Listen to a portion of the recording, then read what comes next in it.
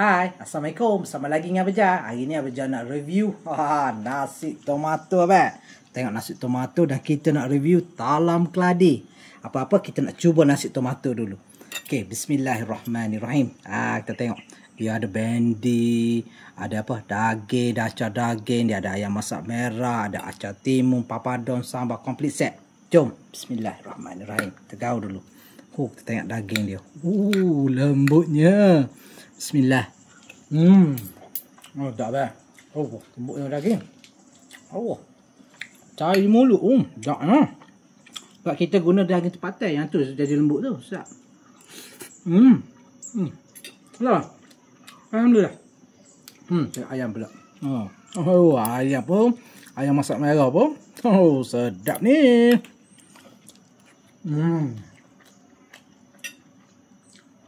Tak terkata. Memang best. Memang puas hati lah. Alhamdulillah. Memang puas hati. Jom kita tengok pula talam keladi. Talam keladi. Tengok. Tengok keladi dia kat bawah tu. Bismillahirrahmanirrahim. Sedap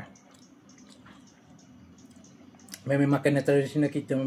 Manusia yang patut makan. Memang sedap tengok. Sedap tekstur dia. Sedap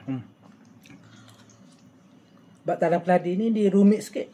Silap buat cair tu lembek sikit atas ni dia gadik molek. Memang dia melekit gitu. Ya, sedap lepas dia alhamdulillah. Memang Abah highly recommended. Macam biasa, bahasa Selio, bahasa Kedah boleh kontak dah WhatsApp Abah untuk makan menu macam ni. Assalamualaikum.